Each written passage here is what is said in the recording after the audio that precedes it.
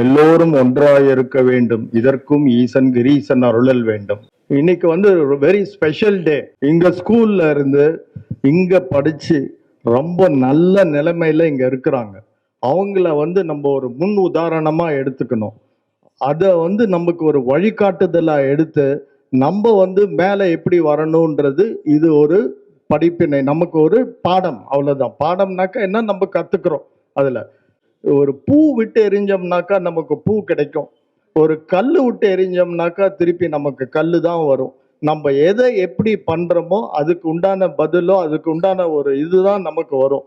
இப்ப இவங்க வந்து ஃபேன் கொடுத்துருக்காங்க. எதுக்கு கொடுத்துருக்காங்க? உங்க எல்லாரும் சௌரியத்துக்கு ஸ்கூலுக்காக கொடுத்துருக்காங்க. அதை வச்சு அதனால நம்ம இப்போ நம்மளுக்கு சௌரியம் இருக்கிறதால இன்னும் நல்லா நம்ம கிளாஸ்ல வந்து டீச்சர் சொல்றத நம்ம கவனமா கேட்டு நம்ம அறிவை வளர்த்து, யாருக்கு இதெல்லாம் நீங்க நாளைக்கு பெரியவங்க ஆக போறீங்க. இவங்களை விட நீங்க பெரியவங்களாகி இங்க திருப்பி நீங்க 40 வருஷம் கழிச்சு வந்து நீங்க திருப்பி இதே ஸ்கூலுக்கு பண்ணணும். அதை தான் நாங்க எல்லாம் எதிர்பார்க்கிறோம்.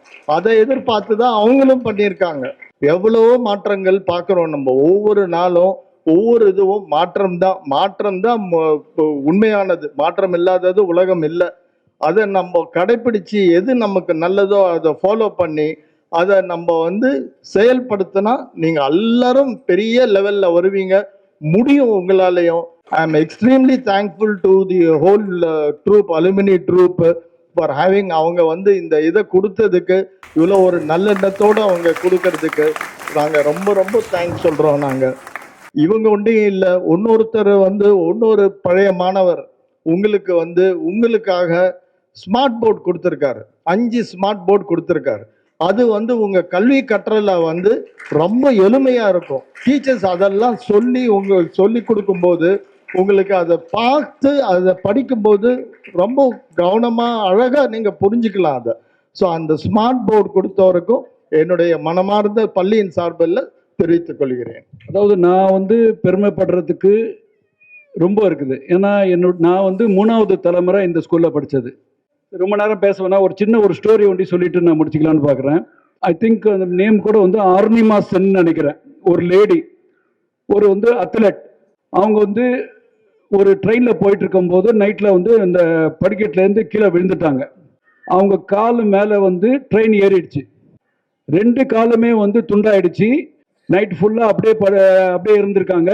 யாரோ ஒருத்தர் நல்ல உள்ளம் பார்த்து அவங்கள எடுத்துகிட்டு போய் ஹாஸ்பிட்டலில் சேர்த்தாங்க. அதுக்கப்புறம் அவங்கள இது பண்ணி ஒரு மாதம், குறைஞ்சது ஒரு 20 நாள் 1 மாதம் கழிச்சு அவங்களுக்கு வந்து நினைவு வந்தது.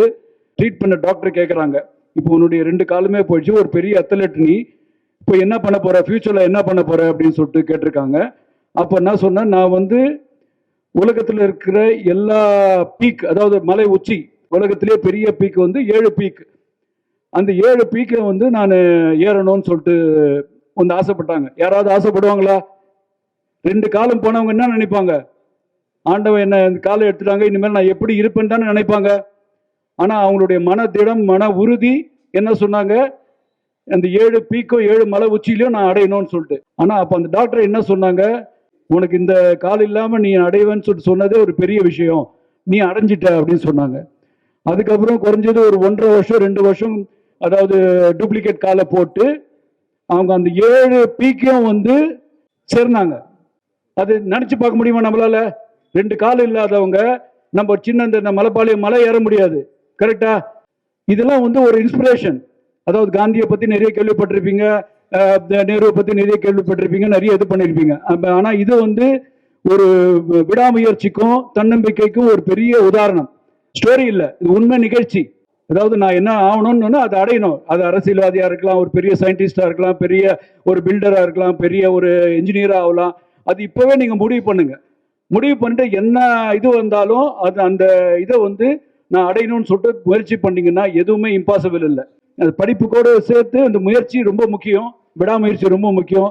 அதெல்லாம் வந்து நீங்க வந்து பெரிய ஆளா ஆவீங்கன்னு ஒரு நம்பிக்கையோட விடைக்கு போயிருக்கிறேன். நன்றி, வணக்கம். கடந்த 40 ஆண்டுகளுக்கு முன்னாடி இங்க வாசல் எத்தனை பேருக்கு தெரியுமா தெரியாது, ஒரு சேடு ஒருத்தர் வந்து பால்கோவா வித்துன்னு இருப்பார். அப்போ வந்து 5 காசு 10 காசு தான் அந்த பால்கோவா. அதை வாங்கிறதுக்கே நாங்கள் ரொம்ப கஷ்டப்படுவோம். ஆனால் அவர் காத்தாலேருந்து சாயங்காலம் வரலையும் இந்த பள்ளி மாணவர்களுக்கு அந்த பால்கோவா விற்று அதில் கிடைக்கக்கூடிய லாபத்தை வைத்து ஆண்டுக்கு ஒரு முறை ஏழை எளிய மாணவர்களுக்கு சுமார் அவரால் முடிந்த 5 முதல் 10 மாணவர்களுக்கு சீருடை எடுத்து கொடுப்பார். அவர் மறைந்தாலும் நாங்கள் மறக்கவில்லை. அவருடைய முயற்சியை அப்பொழுது நாங்கள் மாணவர்களாக இதே இடத்தில் நாங்கள் அமர்ந்து அதை பார்த்து கொண்டிருந்தோம். அதுவும் எங்களுக்கு ஒரு ஊக்கமாக உள்ளது. அரசு பள்ளியில் படிக்கிறேன்னு சொல்லிட்டு யாரும் நம்மளை வந்து குறைச்சி மதிப்பிடாதீங்க. இன்னைக்கு தமிழ்நாட்டில் பார்த்தாலும் சரி, இந்தியாவில் பார்த்தாலும் சரி, அரசு பள்ளியில் பயின்ற மாணவர்கள் தான் மிக உயர்ந்த அளவில் உயர்ந்து உள்ளார்கள். நம்முடைய அப்துல் கலாம், பெரிய பெரிய சயின்டிஸ்ட், இன்னைக்கு பார்த்தீங்கன்னா உயர் அதிகாரிகள் அனைவரும் பெரும்பாலானோர் அரசு பள்ளியில் படித்து அவர்களுடைய முயற்சியால் இன்று உயர் பதவியில் உள்ளார்கள். மாணவர்களாகிய நீங்களும் கண்டிப்பாக பெற்றோர்கள் வந்து எவ்வளவு கஷ்டப்பட்டு உங்களை பள்ளிக்கு அனுப்பி வைப்பாங்கன்றது ஒவ்வொருத்தருக்கும் நல்லா தெரியும். எப்படி நம்முடைய வாழ்க்கையை அமைத்துக் கொள்ள வேண்டும் என்று நீங்கள் கண்டிப்பாக முடிவு செய்ய வேண்டும். கல்வியின் மீது அக்கறை கொண்டு படித்து அதிக மதிப்பெண்களை பெற வேண்டும் என்று முன்னாள் மாணவர் சங்கத்தின் சார்பாக நான் உங்கள் அனைவரையும் கேட்டுக்கொள்கிறேன். இங்க இருக்கக்கூடிய பல்வேறு மாணவர்கள் இதே போல 20 ஆண்டோ இல்லை 30 ஆண்டோ கழித்து உங்களால் முன்னாள் மாணவர்கள் என்ற பெயரில் இதே மேடையில் அமர்ந்து உங்களுக்கு பின்னாடி வரக்கூடிய மாணவர்களுக்கு உதவி செய்ய வேண்டும் என்ற எண்ணத்தை நீங்கள் உருவாக்கி கொள்ள வேண்டும்.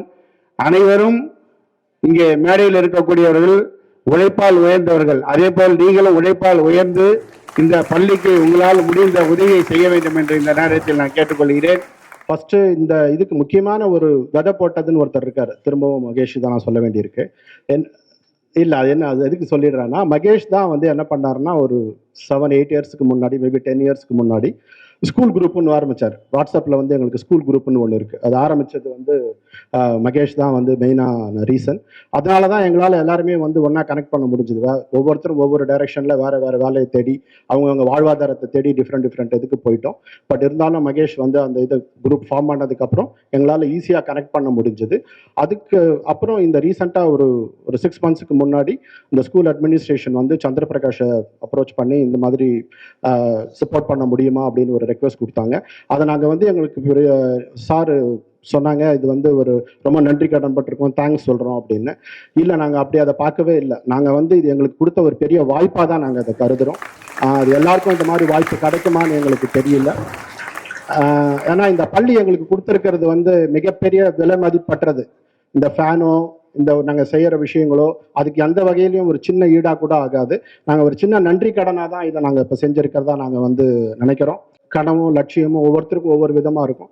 நீங்கள் நல்லபடியாக படிப்பில் கவனம் செலுத்தி உங்கள் எல்லா லட்சியத்தையும் நீங்கள் அடையணும்னு இறைவனை வேண்டிக்கிறேன். நிச்சயமாக நீங்கள் எல்லாம் மிகப்பெரிய உயரத்துக்கு நீங்கள் போவீங்க, மிகப்பெரிய பொசிஷனில் நீங்கள் வருவீங்க.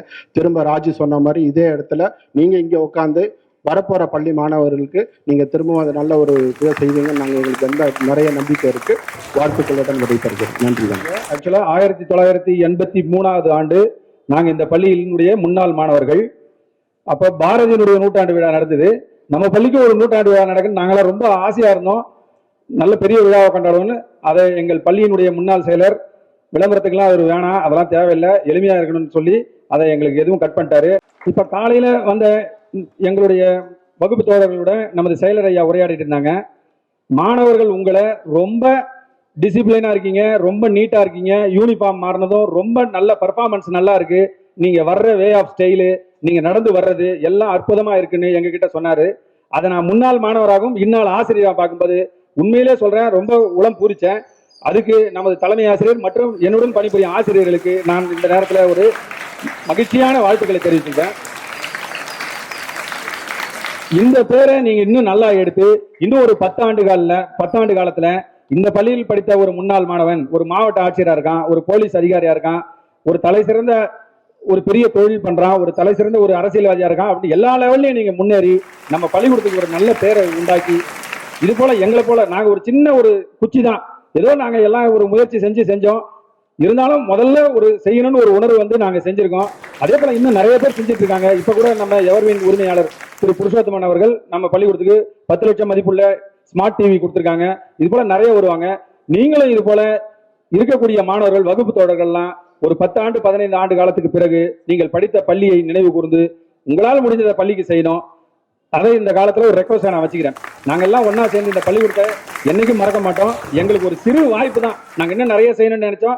எங்களுக்கு ஏதோ கிடைச்ச ஒரு வாய்ப்பா பயன்படுத்தி அதுக்கு அனுமதி கொடுத்த நமது செயலர் ஐயா அவர்களுக்கும் மற்றும் தலைமை ஆசிரியர்களுக்கும் ஆசிரியர்களுக்கும் என்னுடன் வந்த இந்த நண்பர்களுக்கும் இந்த தருணத்தில் மகிழ்ச்சி கலந்த நன்றியை தெரிவித்துக் கொண்டு விடைபெறுகிறேன். நன்றி, வணக்கம். நாங்களும் உங்களைப் போல் படித்து பெரியாளாகி பள்ளிக்கு பெருமைகளை பெற்றுத் தருவோம். நம் பள்ளிக்கு பல உதவிகள் செய்வோம் என்பதை உறுதியுடன் கூறிக்கொள்கிறோம். நன்றி.